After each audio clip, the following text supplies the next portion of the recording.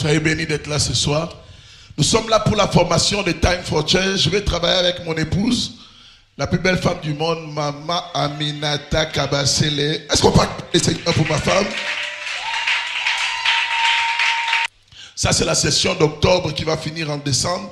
Par la grâce de Dieu, nous commencerons une autre formation pour d'autres personnes qui voudront nous rejoindre plus tard, à partir du mois de janvier de l'année prochaine.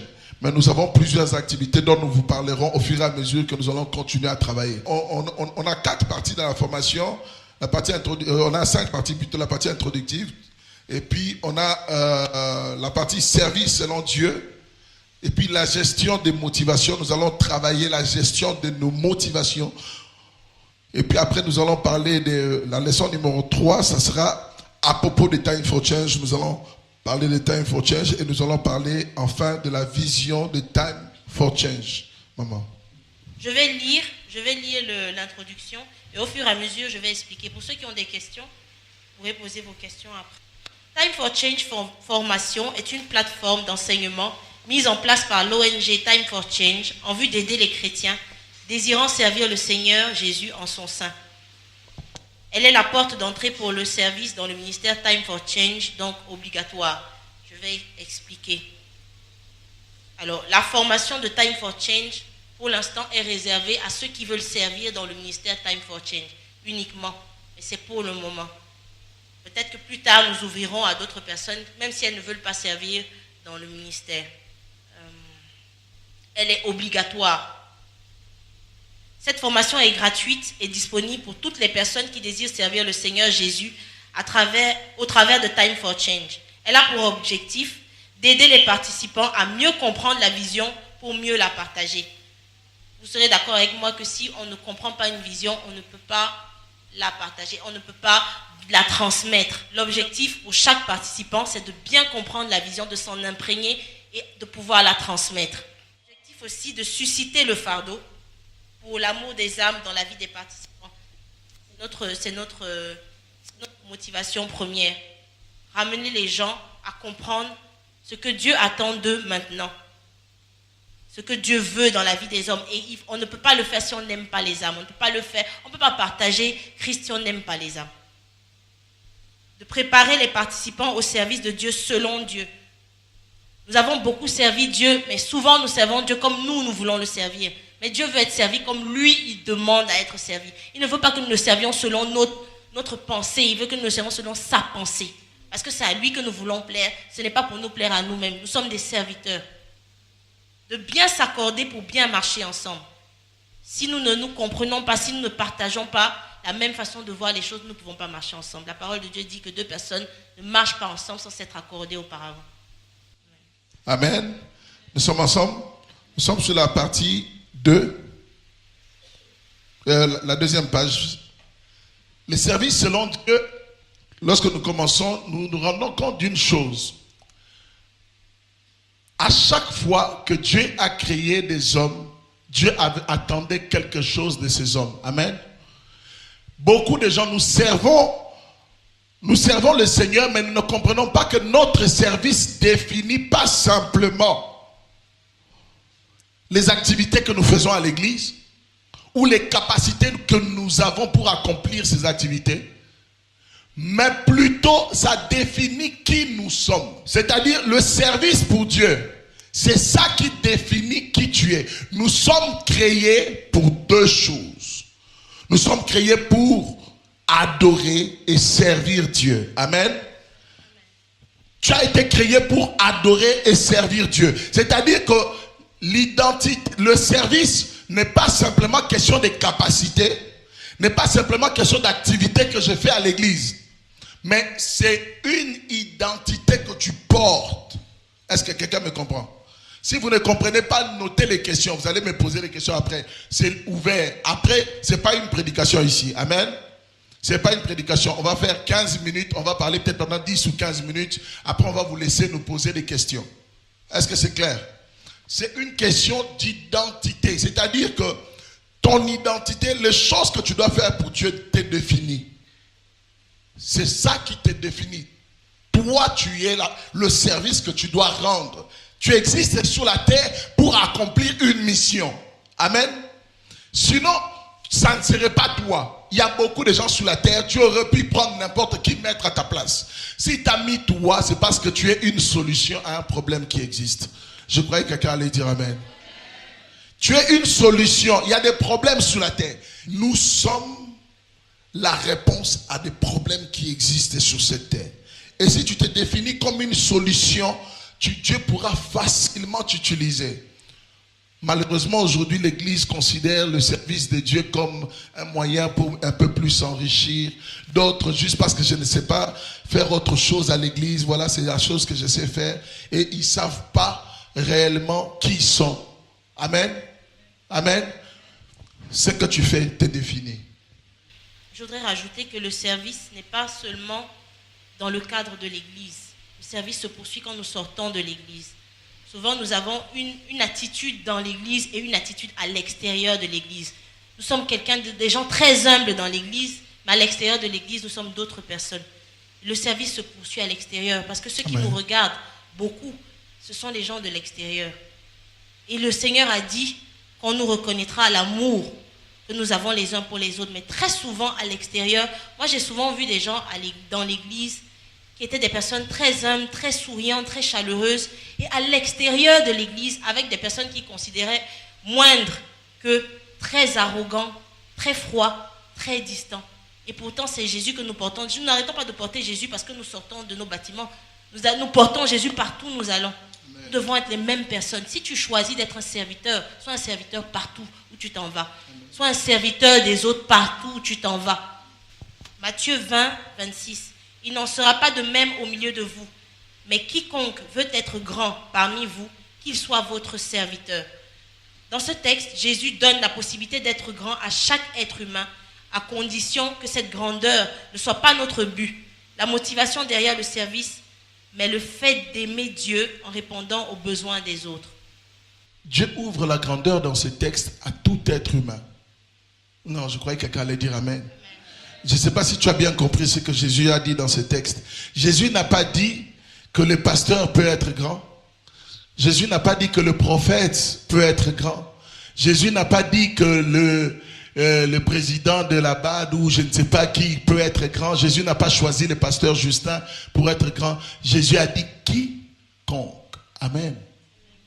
Il a dit, c'est-à-dire que la grandeur est possible à n'importe qui.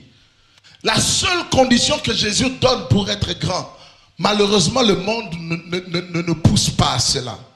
Jésus donne une condition. La seule condition, c'est que tu arrêtes de regarder la grandeur.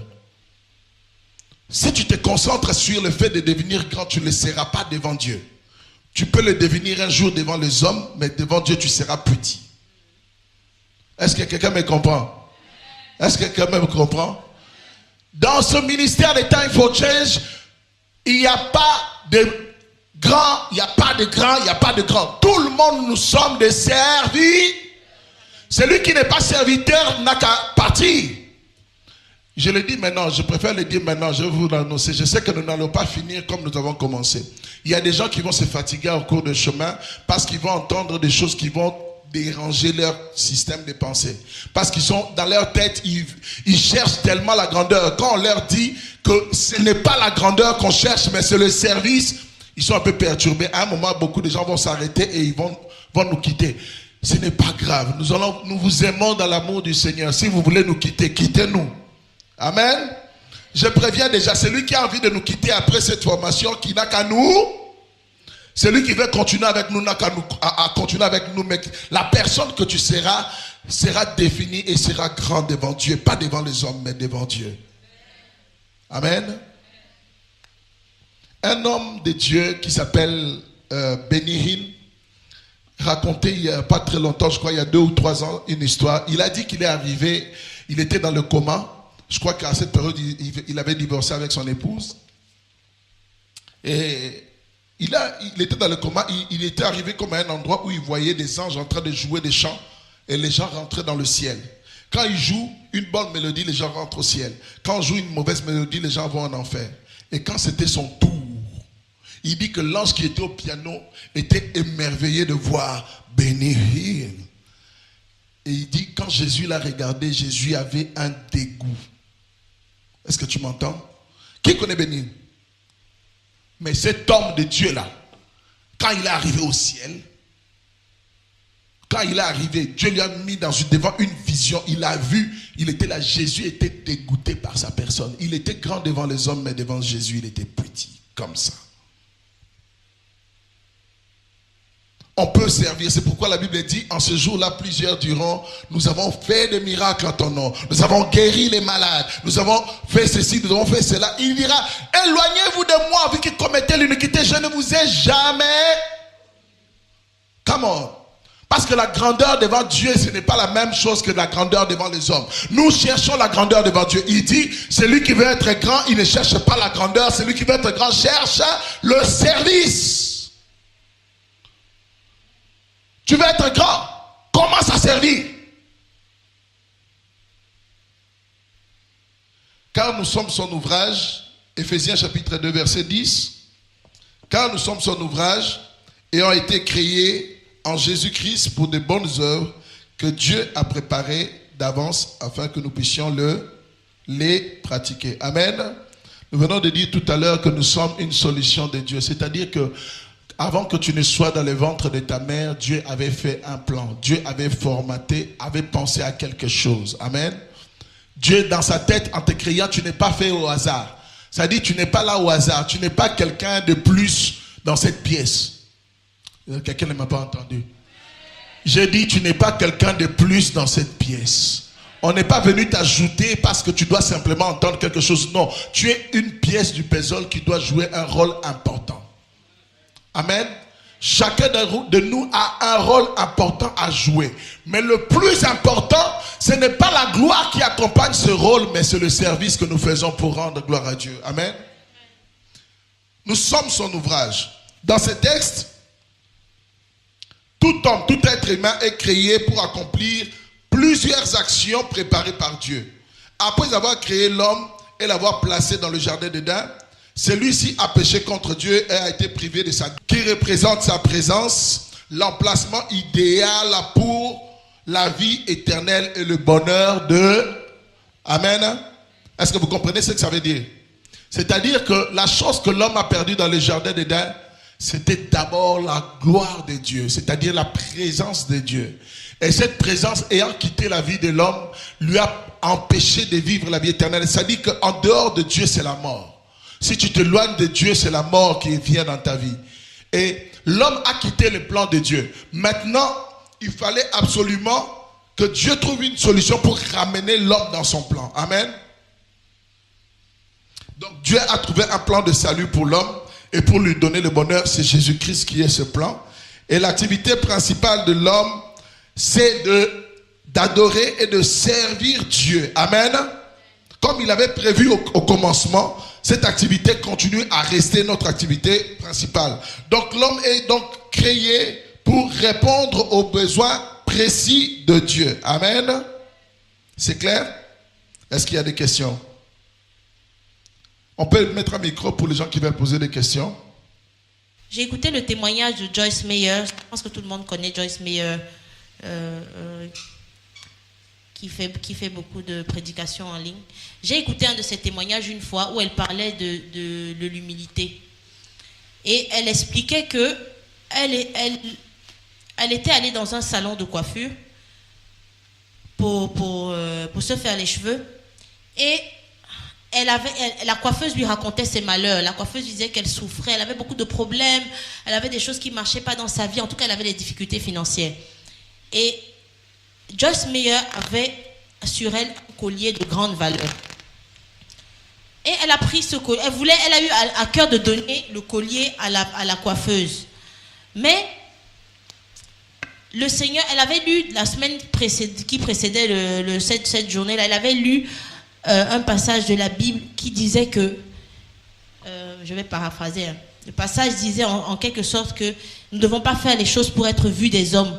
Parce que si nous faisons des choses pour être vus des hommes, nous avons déjà obtenu notre récompense des hommes. Si les hommes nous acclament, c'est la seule récompense que nous obtiendrons. Donc elle avait lu ça la semaine, elle avait réfléchi dessus et elle voulait donner le collier à la dame. Mais elle voulait donner le collier de manière à ce que personne ne la voie. Et elle priait le Seigneur, Seigneur, fais en sorte que je puisse donner le collier discrètement à la dame et tout ça. Et comme si le Seigneur a entendu sa prière, les femmes qui étaient là sont sorties. Donc elle avait la possibilité de donner le collier discrètement à la dame. Et là, sa chair s'est réveillée. Elle a eu envie de faire le contraire. Parce qu'elle s'est dit, si elle donne le collier à la dame sans que personne n'ait vu, bon, elle ne se sentait pas trop à l'aise de faire ça. Elle a attendu que la dame revienne. Et quand la dame est revenue, elle a donné le collier devant tout le monde. Et les femmes du salon, tellement le truc était de valeur, les femmes de l'autre du salon de coiffure ont commencé à lui donner des louanges. Oh, vraiment, vous êtes gentille, vraiment, madame, vraiment, Dieu vous bénisse, vraiment, ce que vous avez fait, c'est vraiment généreux et tout ça. Et elle était contente, sa chair se réjouissait et tout ça. Et elle entend la voix du Seigneur lui dire, j'espère que tu as bien profité de tout ce que les gens t'ont dit, parce que c'est la seule récompense que tu auras. Et ça lui a fait mal au cœur parce que elle a compris que la parole est vraie. Tout ce que le Seigneur dit est vrai. Tout ce qui est écrit dans la parole est authentique. Enfin, nous voyons des passages bibliques et nous ne prêtons pas attention à ça. Ça a l'air tellement simple. Mais tout ce que Dieu dit dans sa parole est authentique et vrai. S'il a dit A, c'est que c'est A. Il y a beaucoup de passages ici là qui m'ont beaucoup travaillé en parlant de l'humilité. Il y a celui de 1 Pierre 5, verset 6, où le Seigneur dit « Humiliez-vous donc sous la puissante main de Dieu, afin qu'il vous élève au temps convenable. » Le Seigneur nous demande de nous humilier nous-mêmes sous sa puissante main, afin que ce soit lui qui nous élève. Nous n'avons pas besoin de chercher l'élévation parce que lui-même, il va nous élever au temps convenable. Souvent, l'erreur que nous faisons, c'est que nous cherchons l'élévation au temps qui n'est pas le bon.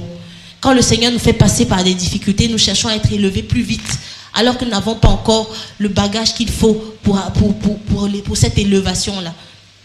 Être élevé trop tôt peut nous faire chuter, parce que nous ne sommes pas encore suffisamment assis, nous ne sommes pas suffisamment forts pour résister aux tentations du diable. Amen. Dieu attend de nous une humilité, certaine humilité. Et de passer ce que Joyce Meyer a dit était tellement profond parce qu'elle n'était pas obligée de partager ce témoignage. Elle pouvait le garder pour elle. Elle est quand même Joyce Meyer, tout le monde la connaît. Mais elle a voulu montrer aux chrétiens qu'on n'est pas de super hommes. Nous ne sommes pas des super hommes. Chacun pour sa part a un travail à faire dans sa vie avec le Seigneur. Et elle a voulu montrer ça aux autres. Et c'est une preuve d'humilité, à mon sens. Romains 12, 16 dit « Ayez les mêmes sentiments les uns envers les autres. N'aspirez pas à ce qui est élevé, mais laissez-vous attirer par ce qui est humble. Ne soyez point sages à vos propres yeux. » Aujourd'hui, ce genre de message est très peu prêché à l'église parce que tout le monde recherche à être visible d'une manière ou d'une autre. Et même si on ne s'avoue pas ces choses-là, on a cette quête-là en nous, on a cette envie de paraître, d'être vu, d'être grand. Quand tu passes quelque part et puis quelqu'un ne t'a pas dit bonjour, il m'a pas salué, tu sais, comme si ton cœur est frustré parce que tu attends de lui une certaine déférence, un certain respect. Ça arrive à tous. Mais le Seigneur attend de nous que nous considérions les autres même plus grands que nous. Même les plus petits. Je vais vous raconter un témoignage. J'ai eu des problèmes avec les nounous qui travaillent chez moi. J'ai changé beaucoup de nounous. Et ça m'embêtait parce que mes filles s'habituent aux nounous et après les nounous doivent partir à chaque fois. Et la fille qui me trouve des nounous, elle m'a dit « Ah, maman, j'ai une fille que je veux te proposer, mais c'est une djoula. » Et moi, je me suis toujours considérée comme quelqu'un qui n'est pas tribaliste, ni raciste, ni quelque chose dans le genre. Mais j'ai eu une réticence dans mon cœur. J'ai dit, c'est une djoula. Oui, c'est une djoula. J'ai dit, ok, emmène-la, c'est pas grave. Moi, je suis pas le genre de personne qui regarde aux apparences. Je suis pas dans ces choses-là. C'est ce que j'ai répondu à la fille. Elle a emmené la fille. La fille est venue. C'est une vraie djoula. Elle est venue avec son foulard, c'est ce truc qu'elle met sur les yeux là, machin. Vraie djoula. Et quand j'ai vu la fille, et j'ai regardé mon fils, j'ai dit, je vais laisser la fille avec mes enfants. J'ai commencé à avoir des sentiments dans le cœur que je ne savais pas que je pouvais avoir. Et j'ai eu une réticence. Mais j'ai dit non, je vais prendre la fille, je vais la tester quelques jours et puis je vais voir. Quand la fille est venue, la fille a commencé à travailler. La fille ne sait pas bien parler français. Bon, elle a commencé à travailler. Je l'observais et je la regardais comme je n'ai pas regardé les autres.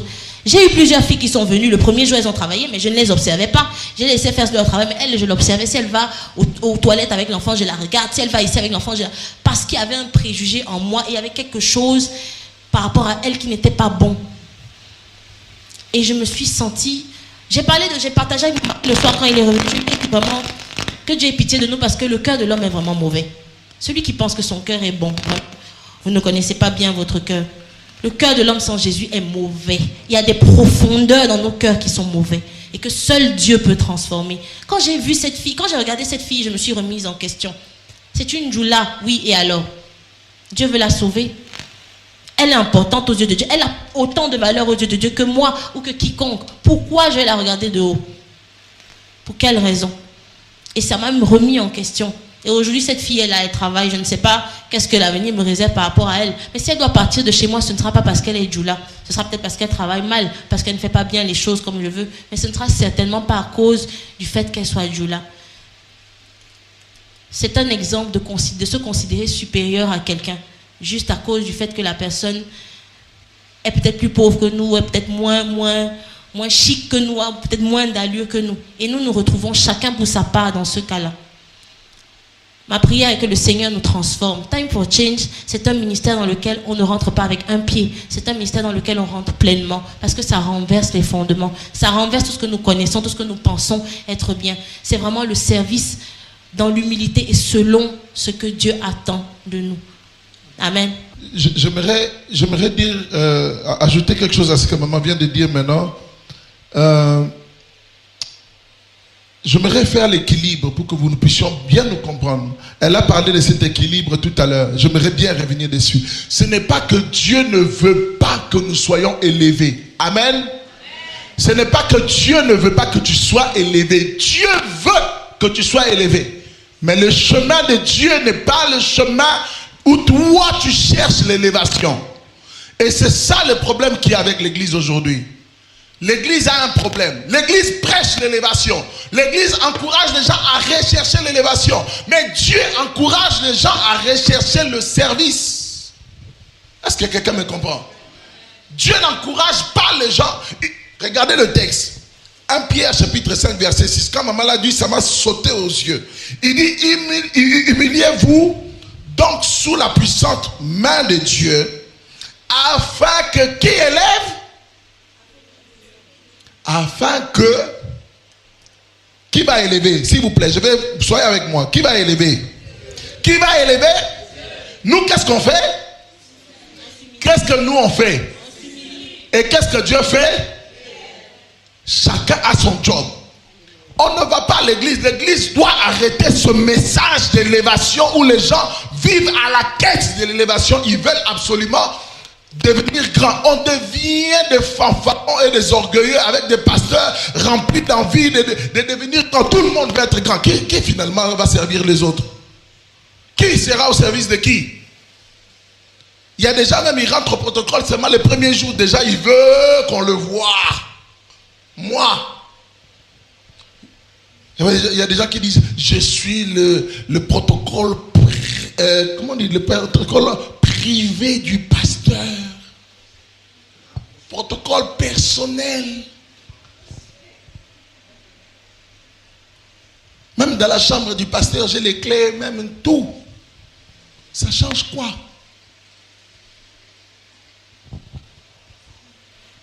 Notre travail, c'est de nous humilier. Le travail de Dieu, c'est de nous aider. Amen. La Bible dit encore, Matthieu 23, verset 12, là que maman a lu tout à l'heure. Quiconque s'élèvera sera. Quiconque s'élèvera sera. Quiconque va courir à l'élévation sera. Qui va la baisser? Qui va la baisser? Toi, tu es en train de courir pour t'élever. Dieu se bat contre toi. Le problème, c'est que nous mettons Dieu comme notre ennemi, très souvent. Au lieu de chercher à servir les gens ont besoin de quoi? Les gens ont besoin de quoi? Regardez tout autour de vous. Les gens ont besoin de quoi? Il y a des vies qui vont aller en enfer. Ils ont besoin de Jésus. Ils ont besoin d'entendre Jésus dans l'adoration, dans la louange, dans les chants, dans tout. Ils ont besoin de Jésus. Ils n'ont pas besoin d'une star. Les gens n'ont pas besoin d'avoir des stars devant eux. Ils n'ont pas besoin d'avoir... Non, ils ont besoin de... Jésus. C'est Jésus la star. Amen. Pas nous. Ce texte dit, quiconque sera et s'élèvera sera abaissé. Et quiconque s'abaissera sera... Alors arrêtons ce message d'élévation dans l'église. Tout ce que vous allez apprendre ici, j'aimerais vous dire, et je vais vraiment bien recadrer les choses. Time for Change n'a pas pour objectif de créer des rebelles dans leurs églises. Amen. Amen. On vous parle, on vous dit des vérités, c'est la parole de Dieu. Mais l'objectif, c'est pas que tu quittes ici, tu vas dans ton église, tu vois que les choses se passent mal et puis tu commences à dire, pasteur, non, ce n'est pas bon. Non, mets-toi d'abord à prier. Prier pour le pasteur. Et quand tu as une bonne occasion avec respect, double honneur. Je répète encore, avec respect et double honneur que nous devons aux hommes de Dieu, tu te rapproches de l'homme de Dieu et tu lui dis, pasteur, excuse-moi, la dernière fois j'avais lu ça dans la parole de Dieu, j'avais lu ça, j'avais compris ça, et on nous a enseigné ça. Qu'est-ce que tu en penses? Tu ne te mets pas en enseignant devant ton pasteur. Ce n'est pas toi qui vas venir enseigner ton pasteur. Tu lui fais comprendre et puis tu lui demandes qu'est-ce que tu as. C'est un message qui est passé. Sagement, l'homme de Dieu va commencer à changer. Il y a beaucoup d'hommes de Dieu qui ont besoin d'entendre ce genre de message, mais avec beaucoup de sagesse. L'objectif, ce n'est pas de vous lever ici et de devenir des rebelles dans vos églises. Non, jamais. Allez dans vos églises, changez les choses, mais avec douceur. Priez surtout, passez du temps dans la prière. Quand vous voyez que le message d'élévation est prêché dans l'église, passez du temps dans la prière avec Dieu. Demandez au Seigneur de changer les motivations de cœur des hommes de Dieu, les motivations de cœur des fidèles. Amen.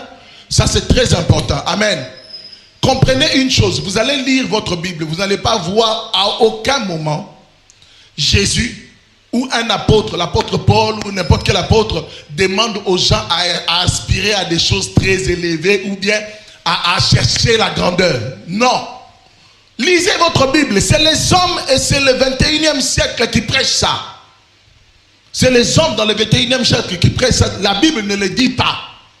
La Bible dit aspirez à tout ce qui est... Vous ne connaissez pas ce verset? Aspirez à tout ce qui est humble. La Bible le dit. Je crois que nous l'avons écrit plus tard, dans un verset plus tard. Voilà, Romains chapitre 12, verset 16. Et les mêmes sentiments, n'aspirez pas à ce qui est élevé. Amen. N'aspirez pas. C'est Jésus qui parle. Et par l'apôtre Paul. Il dit, n'aspirez pas à ce qui est élevé, mais laissez-vous attirer par ce qui est humble. J'aimerais vraiment entendre une question. Parce que moi, quand je lis ces textes, il y a des questions qui remontent dans mon esprit.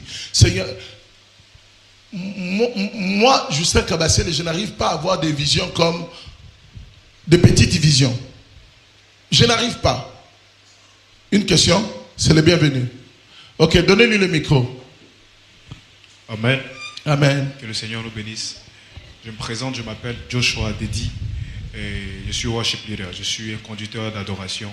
En fait, ce n'est pas vraiment une question en tant que telle que j'aimerais poser, mais c'est plutôt ajouter quelque chose à ce que papa et maman disent, en fait.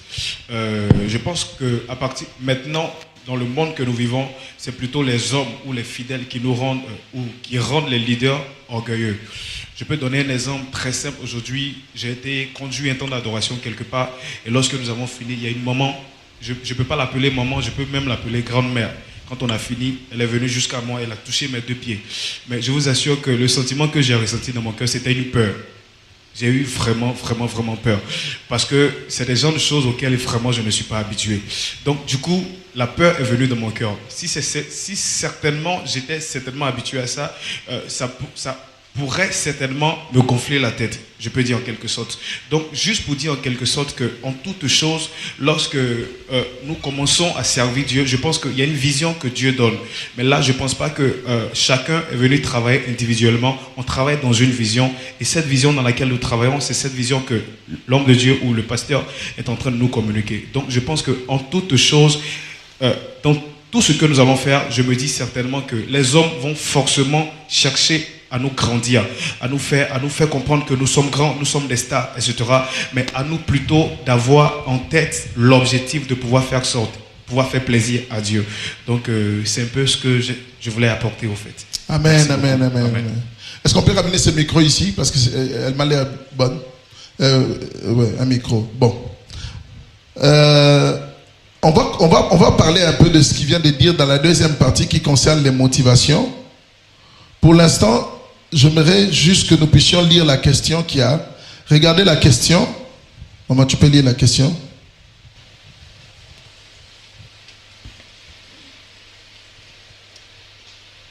Pensez-vous être au service de Dieu ou au service de l'Église, d'un pasteur ou encore d'une institution? J'aimerais que chacun prenne un stylo. Honnêtement, devant Dieu, tu es. Tu vas répondre. Personne ne va prendre ta fiche. Et même si un jour je le prends, tu n'as pas écrit ton nom, j'espère. Même si un jour on les récupère, ça ne sera pas pour te cibler. L'objectif, c'est que toi, tu grandisses. C'est toi et Dieu. Amen. Amen. Amen. Cette formation, c'est toi et Dieu. Amen. Donc, j'aimerais que chacun donne une réponse à cet endroit-là. Prenez les stylos, notez. Répondez à cette question. Travaillez-vous pour être grand? On a bien dit avant cet enseignement. Hein? Avant cet enseignement. Même si tes motivations viennent juste d'échanger maintenant, réponds honnêtement avant cet enseignement. C'était quoi l'objectif pour lequel tu travaillais? Nous passons. Deuxième partie de notre enseignement et nous allons nous arrêter là pour passer aux questions s'il y en a. Et après, nous allons aller dans des petits groupes. Comment servir Dieu selon Dieu? Vous savez, qui a déjà créé une entreprise ici? Qui a déjà eu une société? Qui a déjà créé une entreprise? Qui a déjà créé même une petite entreprise, une société de 2-3 personnes? N'ayez pas honte, c'est pas grave, on est en famille. Merci. Ok, quand tu as créé ton entreprise, qui avait donné les règles de l'entreprise? Merci de répondre tous en même temps. Qui avait donné les règles de l'entreprise? Je ne vous entends pas. C'est qui avait donné les règles de l'entreprise? Bon, les gens qui ont levé la main. Constance, qui avait donné les règles? C'est toi, non? C'était pas toi le fondateur de l'entreprise? Vous avez partagé. Madame Kazara, qui avait créé les règles de la société que tu as créée? C'est toi-même qui avais créé les règles. Ok. Maintenant, Dieu nous crée, il nous prend, il nous met sur la terre. Et nous décidons nous-mêmes de comment nous allons le servir, lui. Il nous met, il crée son entreprise, nous sommes dans son entreprise. Lui, le chef d'entreprise, finalement, on le met à côté, on décide de comment on va le servir. Dieu, dans sa parole, il a créé, il a lui-même déterminé comment il aimerait être servi. Est-ce que vous savez que c'est écrit dans la parole de Dieu? C'est écrit, il a donné lui-même le mode, comment il veut être servi. Romains chapitre 14, versets 17 à 18. Car le royaume de Dieu, ce n'est pas le manger et le boire, mais la justice, la paix et la joie par le Saint-Esprit. C'est le chef d'entreprise qui est en train de parler. Il est en train d'expliquer comment sont les règles dans son entreprise. Amen. Amen. Oh, vous dormez? Amen. Et puis il dit, c'est lui qui sert Christ de cette manière. C'est-à-dire, il dit, voilà la bonne manière de servir Dieu. C'est lui qui sert Christ de cette manière-là. C'est lui qui ne sert pas d'abord le voyage. C'est lui qui ne sert pas d'abord l'argent. C'est lui qui ne sert pas d'abord la prospérité matérielle, mais qui sert Christ selon la justice, la paix et la joie par le Saint-Esprit. Il dit, celui-là qui sert Christ de cette manière est agréable à Amen. Et approuvé des hommes. Il est agréable à Dieu. Est-ce que quelqu'un comprend ce soir comment Dieu veut être servi? Est-ce que quelqu'un a saisi dans sa pensée la vision de Dieu par rapport au service qu'il veut donner aux hommes? Ce n'est pas nous qui déterminons. Ce n'est pas ton village qui détermine comment Dieu doit être servi. Ce n'est pas ta culture. On ne sert pas Dieu en lingala ou en congolais. On ne sert pas Dieu en djoula ou en bété ou dans une. On sert Dieu selon sa vision à lui. Ce n'est pas notre culture qui détermine le service, mais c'est la culture du ciel qui détermine les services que nous voulons rendre à Dieu. Est-ce que quelqu'un me comprend? Et dans le ciel, le matériel n'est pas plus important que le cœur. C'est pour ça que la parole de Dieu était capable de dire à quoi ça sert à un homme de gagner tout le bien de ce monde mais de perdre son âme. Parce que si tu ne peux pas servir de maître. Tu ne peux pas servir de maître. La plupart du temps que les messages que tu écoutes, si tu écoutes beaucoup de messages qui te poussent à dire amen simplement pour l'argent, tu vas t'attacher à l'argent. Les choses que nous écoutons, nous devenons ces personnes-là. La Bible dit, là où c'est que l'homme pense, c'est que son cœur suivra. Amen. Là où les pensées de l'homme vont, le cœur de l'homme va suivre. Amen. Plus on te parle d'argent, plus tu vas servir l'argent. Détrompe-toi, qu'on ne te mente pas. Nous nous sommes mariés et nous nous sommes rencontrés dans une église. Ça fait 11 ans qu'on est mariés aujourd'hui et ça fait 14 ans qu'on s'est rencontrés. Non, 15 ans, 14 ans qu'on est ensemble. Et quand dans l'église, là où nous nous sommes rencontrés, j'ai entendu parler d'un message où on parle d'argent ou de prospérité, ou je ne sais pas, dans le style qu'on entend un peu en Côte d'Ivoire, une seule fois. Une fois. En 12 ans, j'ai fait 12 ans dans cette église. 12 ans. J'ai entendu ça une fois. Et laissez-moi vous dire, toutes les personnes, la plupart des personnes de notre génération sont tous mariées. La plupart de notre génération, de cette époque-là, dans cette église-là, on n'entendait pas ça. Les pasteurs ne criaient pas mariage, mariage, mariage, mariage, mais on s'est mariés. On n'entendait pas prospérité, prospérité, prospérité, mais nous sommes presque tous à la bade aujourd'hui où je vous parle, tous. On est bien positionnés dans la société. Il y a d'autres qui sont des ministres dans leur pays. Il y a d'autres qui sont des grands hommes dans leur pays, dans les sociétés d'aviation, dans les sociétés de ceci. Si vous allez au Gabon, je peux te recommander à des gens qui sont très bien placés. Il y a d'autres qui sont en France, qui sont bien placés. D'autres qui sont au Canada, On est éparpillés dans le monde, je vous dis. Mais on n'a pas prêché la prospérité. Mais on est prospère. Quelqu'un me suit? Quelqu'un me suit?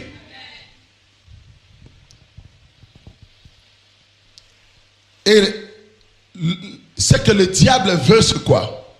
Vous concentrer sur des choses. Concentrer l'homme sur des choses qui ne le permettent pas de se rapprocher de Dieu. Avec Dieu, nous avons toutes ces choses. Avec Dieu, nous ne manquerons de rien. C'est une réalité. Mais on n'a pas besoin d'entendre voyage, mariage, prospérité. Tous les jours de notre vie, c'est un piège du diable. J'espère que je suis clair. Et j'assume mes paroles. J'assume mes mots. Sur Romains 14, 17, 18. Car le royaume de Dieu, ce n'est pas le manger et le boire, mais la justice, la paix et la joie par le Saint-Esprit. Celui qui sert Christ de cette manière est agréable à Dieu et approuvé des hommes. Le manger et le boire dans ce texte déterminent les biens matériels ou encore les richesses. Ces biens matériels ne doivent jamais définir, motiver, orienter ou encore influencer d'une manière ou d'une autre votre service. À chaque fois qu'ils définissent, motivent ou influencent votre service, vous commencez à travailler pour la divinité qu'on appelle maman. Matthieu 6, 24. Nul ne peut servir deux maîtres, car ou il haïra l'un et aimera l'autre, ou il s'attachera à l'un et méprisera l'autre. Vous ne pouvez servir Dieu et maman.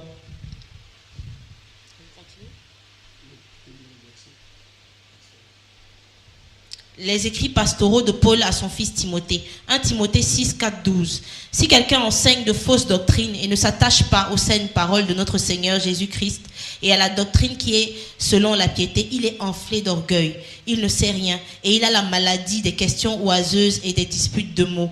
D'où naissent l'envie, les querelles, les calomnies, les mauvais soupçons, les vaines discussions d'hommes corrompus d'entendement, privés de la vérité et croyant que la piété est une source de gain. C'est en effet une grande source de gain que la piété avec le contentement. Car nous n'avons rien apporté dans le monde et il est évident que nous n'en pouvons rien emporter. Si donc nous avons la nourriture et le vêtement, cela nous suffira. Mais ceux qui veulent s'enrichir tombent dans la tentation, dans le piège et dans beaucoup de désirs insensés et pernicieux qui plongent les hommes dans la ruine et la perdition. Car l'amour de l'argent est une racine de tous les maux. Et quelques-uns, en étant possédés, se sont égarés loin de la foi et se sont jetés eux-mêmes dans bien des tourments. Pour toi, homme de Dieu, fuis ces choses et recherche la justice, la piété, la foi, la charité, la patience, la douceur. Combat le bon combat de la foi, saisis la vie éternelle à laquelle tu as été appelé et pour laquelle tu as fait une belle confession en présence d'un grand nombre de témoins. Je voudrais ajouter quelque chose par rapport à ce que l'apôtre Paul dit à Timothée. Très souvent, on ne tient pas compte dans notre service des deux plus grands commandements. Tu aimeras le Seigneur ton Dieu de toute ta force, de toute ta pensée, de toute ton âme. Et tu aimeras ton prochain comme toi-même. Ce qui devrait motiver notre service, c'est l'amour du prochain. C'est l'amour de Dieu d'abord et c'est aussi, aussi l'amour du prochain. Si je viens à l'église pour chanter pour le Seigneur, je viens en reconnaissance. Dieu m'a fait grâce, il m'a sauvé et je veux chanter pour le Seigneur. Ma motivation pour chanter pour le Seigneur devrait d'abord être les âmes que je vois qui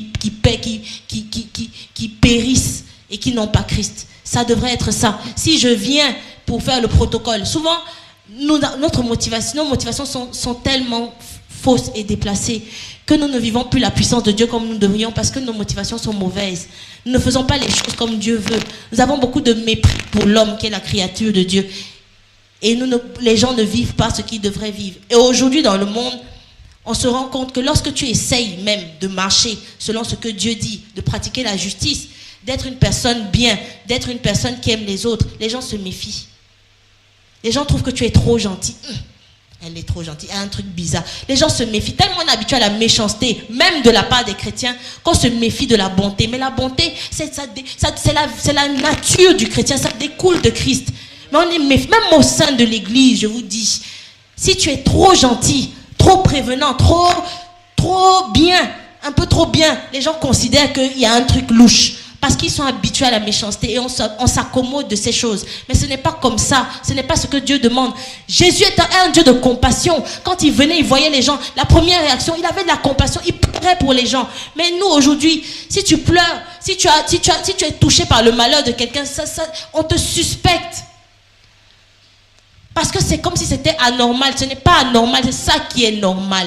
C'est ça que Dieu veut. Et c'est pourquoi nous n'avons pas la puissance que nous devons avoir. Aujourd'hui, quand je venais, j'entendais des choses dans le taxi où j'étais, où un monsieur parlait d'une divinité locale avec tellement de passion, avec tellement il tenait un discours qui va emmener des milliers et des milliers de personnes dans l'idolâtrie. Et il était sûr de ce qu'il disait.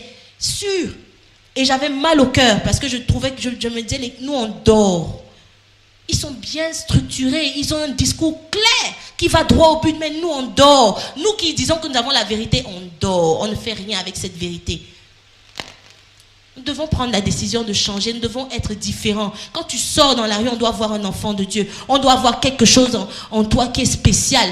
Les gens doivent rechercher, détecter qu'il y a un truc qui est spécial et pas te suspecter. Parce que c'est comme ça que Christ était. Nous sommes appelés à être des petits Christ, ressembler à Christ. Comment nous allons ressembler à Christ si nous ne pratiquons pas les œuvres que Christ a pratiquées? La Bible dit, celui qui sert Christ de cette manière est agréable à Dieu et approuvé des hommes.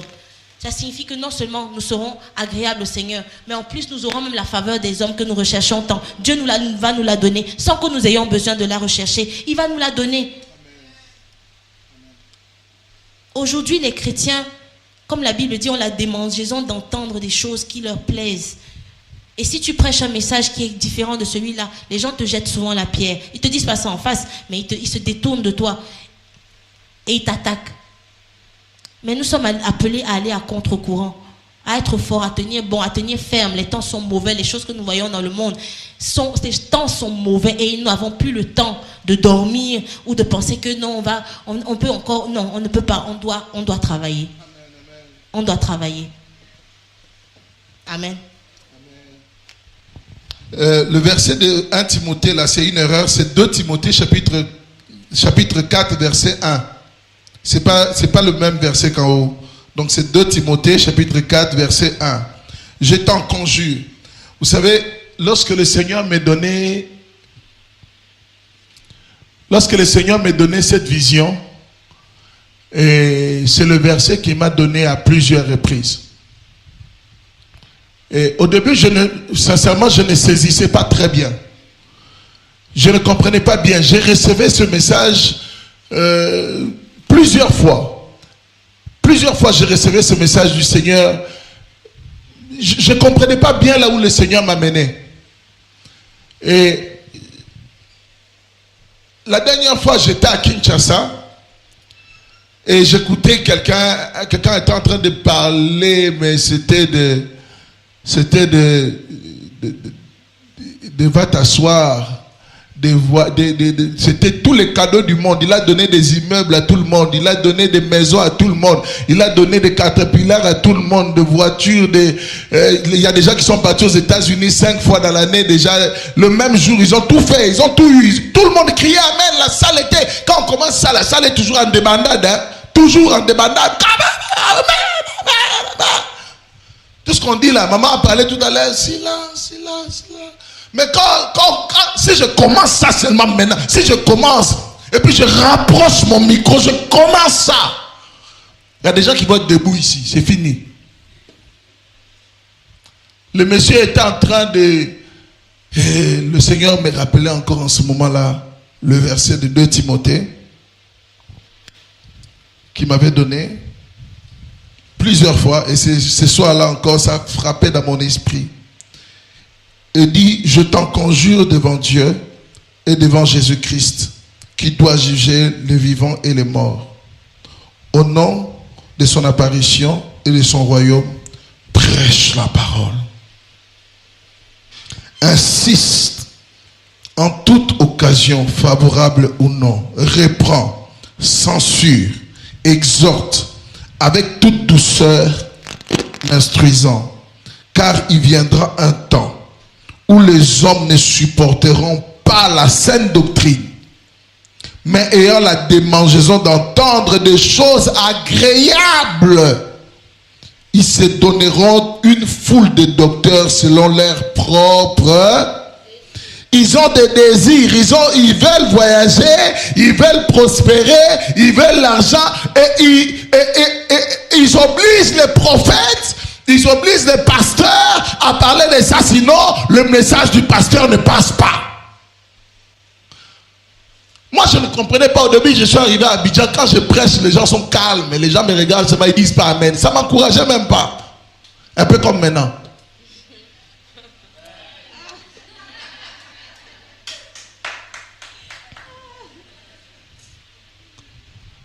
Non, parfois c'est frustrant. Hein? Tu prêches la vraie parole, tu prêches la parole de Dieu qui peut donner la vie aux gens, qui peut les rendre même prospères en réalité.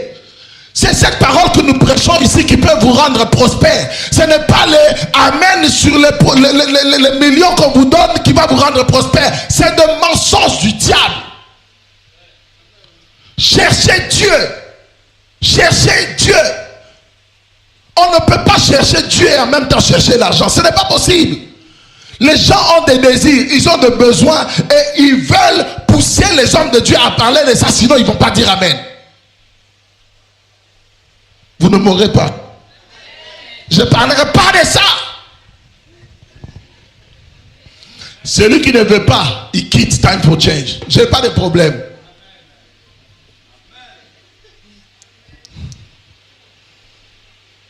Il dit ceci. Mais ayant la démangeaison d'entendre des choses agréables, les gens veulent ça. Il y a des gens qui quittent même leur maison. Aujourd'hui, je vais aller recevoir ma bénédiction. Un jour, j'ai sorti d'une réunion. Le pasteur avait fait, toutes les bénédictions là, machin. La personne est sortie, a appelé son ami. Tu as raté. Ah, tu as raté, le pasteur a fait même des trucs là. Il a donné, il a parlé. Moi, j'ai reçu pour moi, j'ai reçu pour moi. J'ai revu la personne l'année d'après, il avait reçu, c'était son année. Et putain, c'était jamais son année. Ce n'est jamais devenu son année. Combien de fois on t'a dit des choses, tu as accepté et c'est jamais devenu ton année? Combien de fois? C'est toujours mon année, toujours mon année. Cherche Dieu et il te donnera tout. Cherche Dieu pendant qu'il se laisse trouver. Dieu, il dit, je me laisse trouver par ceux qui me cherchent de tout leur cœur. Mais cherche.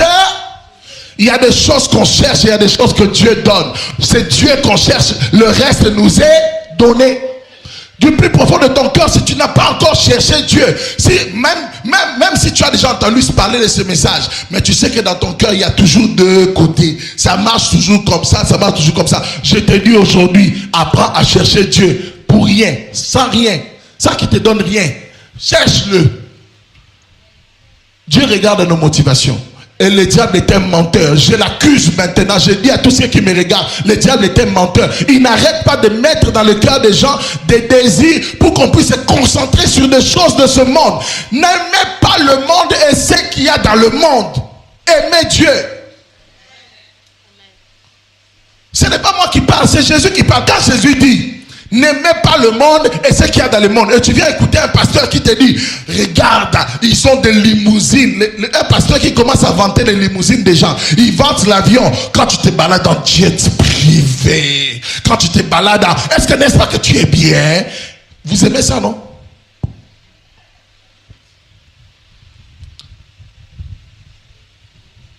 On vous fait miroiter des choses de ce monde.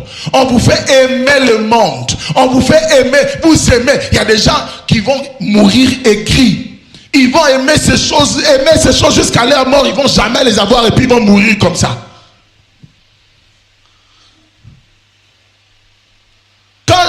Lisez bien votre Bible.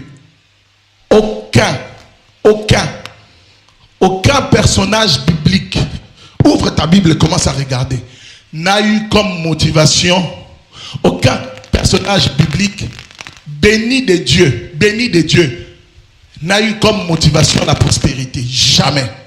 Abraham, sa motivation n'était pas la prospérité, mais il était extrêmement prospère.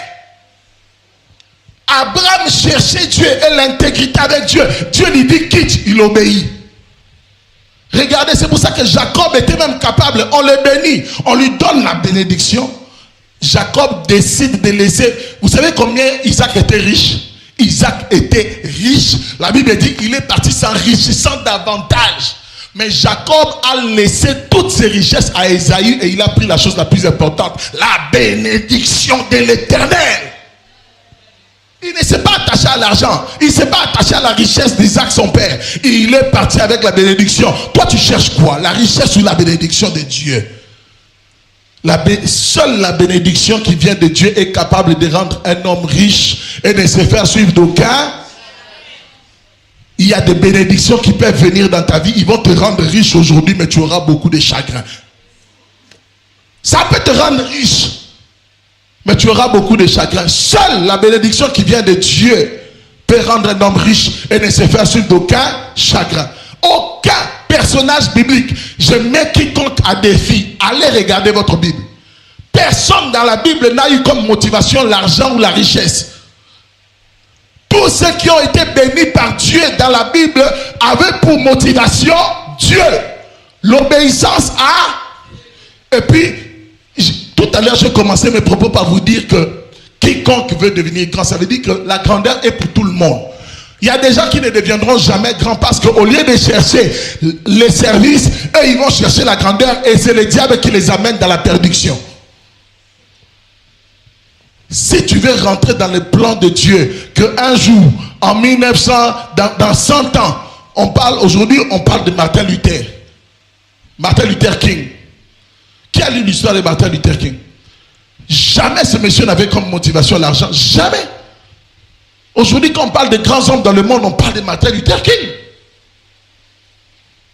Cherchez un grand homme et cherchez ses motivations. Il n'y a pas de vrais grands hommes qui ont eu comme motivation le matériel, il n'y en a pas. Qui ont aimé le monde, il n'y en a pas. Dans la Bible, il n'y en a pas. Les héros, même dans l'histoire de l'Église, il n'y en a pas. Tous ont eu comme motivation Dieu, et Dieu les a bénis. J'aimerais qu'on acclame le Seigneur pour cela. J'aimerais pas vous pousser à acclamer pour cela. Ça devait venir instantanément. Ça devait venir spontanément. Ça devait venir de plus profond de votre cœur. J'aimerais que ce message perce le cœur de quelqu'un. Plus jamais j'aimerais, tous ceux qui veulent travailler dans Time for Change, revoyez vos motivations. Si tu sais que tu ne peux pas revoir tes motivations pour arriver vraiment à rentrer dans cette vision, n'avance pas avec nous. Je t'en supplie. Je veux avoir des gens, avec quand nous avançons ensemble, nous avançons avec les mêmes motivations. Amen. Je vous en supplie pour l'amour du Seigneur. Je ne vous chasse pas. Mais je vous demande simplement, si vous savez que vous n'êtes pas capable de venir servir Dieu avec une motivation, que les vies soient sauvées, que les vies soient transformées, s'il vous plaît, lâchez-nous. Amen. Amen. Nous avons besoin des hommes et des femmes qui regardent à Christ, qui sont là pour les vies, qui sont transformées. Vous savez, on parlera de ça la prochaine fois. Je vais m'arrêter là. L'heure est déjà passée. On parlera de ça la prochaine fois. Mais ça me fait mal. Est-ce que vous imaginez qu'il n'y a que seulement 3 à 4% de la population terrestre qui connaît réellement Jésus, qui a une intimité avec Jésus? Les statistiques sont là. On l'a fait. Je suis parti sur Internet, j'ai regardé. On a tapé, on a regardé. Il y a sous la terre. On en parlera. C'est la prochaine leçon, je crois, ou la leçon numéro 3. On en parlera. Il y a des vies, il y a des choses à faire. Pendant que l'église se concentre sur les 4 murs, on se concentre sur nos 4 murs. Il y a des choses à faire. Il y a même des gens qui sortent dehors pour aller évangéliser, pour être vus des hommes. Encore. Même dans l'évangélisation, on est rempli de mauvaises motivations encore. Que Dieu nous aide. Que Dieu aide l'église. Excusez ma colère, mais c'est des choses qui me passionnent, c'est des choses qui me font mal. Et j'aimerais vraiment vous faire entrer dans ma vision. Que Dieu nous aide.